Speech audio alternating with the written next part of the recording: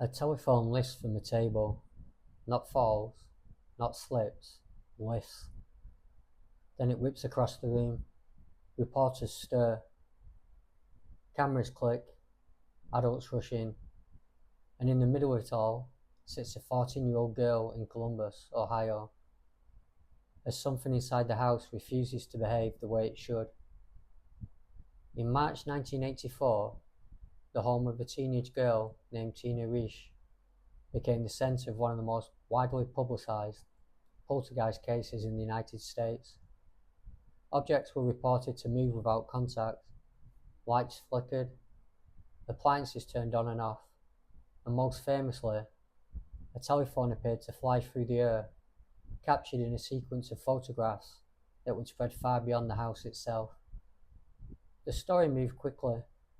Local reports became national headlines. Journalists entered the home. Cameras stayed running, and what had begun as a private disturbance became something observed in real time. At the centre of it was Tina, a teenager, living in a household that later accounts would describe as unstable and at times abusive. And the activity, according to those present, seemed to follow her. Parapsychologist William Rowe, known for studying what he called recurrent spontaneous psychokinesis, took the case seriously. He spent time in the house, he observed, and he concluded that something genuine might be happening, that the disturbances could be linked to psychological stress, manifesting physically in ways not yet understood. Others were not convinced. Investigators, including magician and skeptic James Randi, argued that the events could be explained through trickery. They pointed to inconsistencies, to moments that appeared staged, and to the lack of controlled conditions where objects could be seen moving without any possible intervention. One moment, in particular, shifted the tone. A television crew, leaving a camera running, captured footage that appeared to show Tina knocking over a lamp herself. For many, that became a turning point.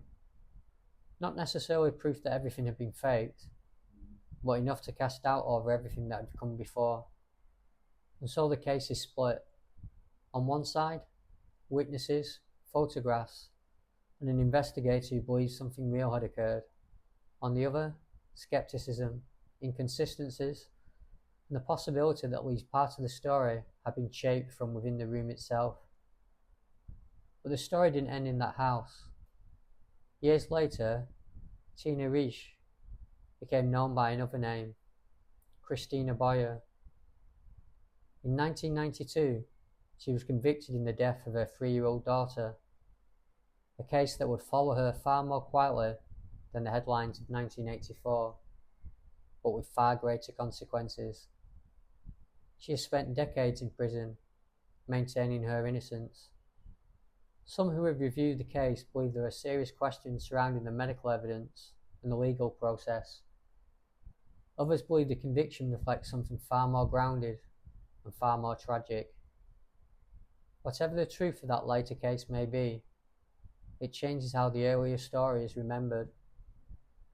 Because the girl, once surrounded by cameras, questions, and claims of unseen forces, did not step out of that moment into a normal life.